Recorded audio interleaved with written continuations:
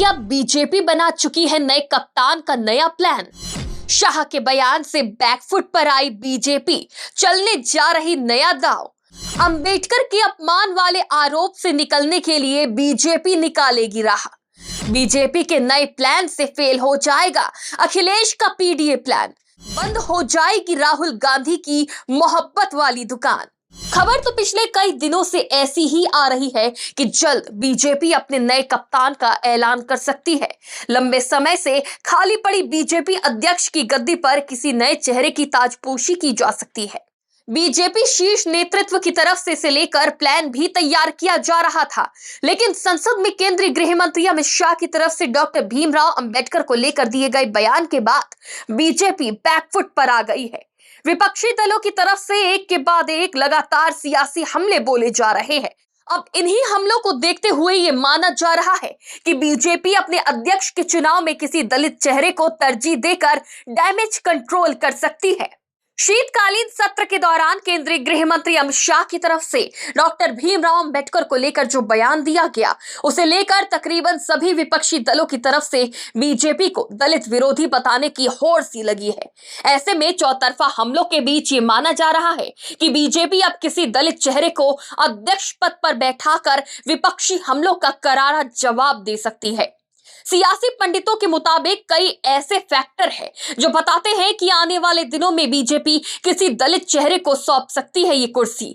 आइए जानते हैं कि वो कौन कौन से फैक्टर हैं जो इन कयासों के मुफीद बैठते हैं।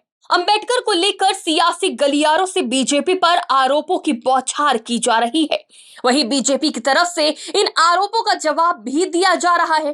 गृह मंत्री अमित शाह की तरफ से पहले ही कहा जा चुका है कि उनके बयान को तोड़ मरोड़ कर पेश किया गया।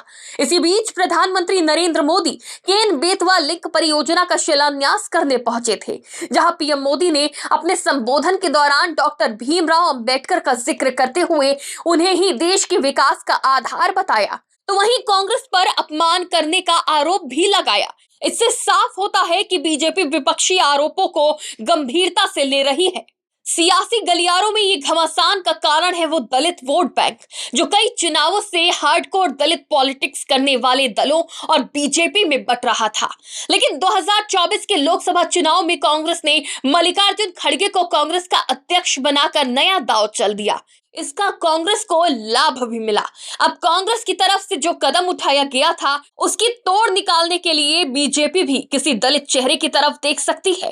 बीजेपी राष्ट्रपति पद पर पहले ही आदिवासी महिला को नियुक्त कर चुकी है, तो अब पार्टी प्रेसिडेंट पद पर दलित चेहरे का चुनाव कर विपक्षी आक्रमण का जवाब दे सकती है।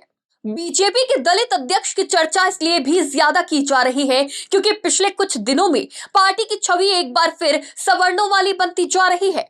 ऐसा इसलिए पहले राजस्थान के मुख्यमंत्री भजनलाल शर्मा, महाराष्ट्र के मुख्यमंत्री देवेंद्र फडणवीस के बाद हरियाणा से राज्यसभा में जाने वाली रेखा रानी शर्मा की नियुक्ति ऐसी रही जिसका दबी जुबान में पार्टी में विरोध भी हुआ।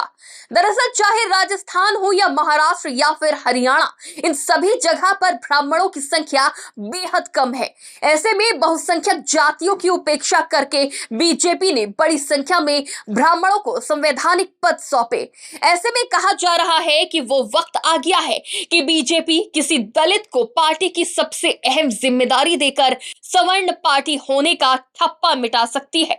बताया जा रहा है कि बीजेपी के इस कदम का खुलासा समर्थन संघ भी कर सकता है, क्योंकि आज तक कोई भी दलित चेहरा संघ के बड़े पदों तक नहीं पहुंच पाया है। इसे लेकर संघ पर विपक्षी दलों की तरफ से भी समय समय पर आरोप लगते रहे हैं। अब माना जा रहा है कि संघ बीजेपी के इस कदम का समर्थन कर विपक्षी आरोपों का जवाब देने की कोशिश करेगा। अगर इस फेहरिस्त की बात करें तो केंद्रीय कानून मंत्री अर्जुन राम मेघवाल, बीजेपी महासचिव दुष्यंत गौतम और उत्तर प्रदेश सरकार में मंत्री बेबी रानी मौर्य के नाम संभावित उम्मीदवारों में आगे चल रहे हैं। अर्जुन राम मेघवाल की एजुकेशन और मोदी सरकार में मिली उनकी अहम जिम्मेदारियों के चलते ऐसा लगता है कि इस रेस में वो सबसे आगे हो सकते हैं। बेबी रानी मौर्य को भी जिस तरह कुछ साल पहले उत्तराखंड के राज्यपाल पद से त्यागपत्र दिलवाकर मेन स्ट्रीम राजनीति में वापसी करवाई गई थी, ऐसे में उनके नाम का महत्व भी माना जा सकता है।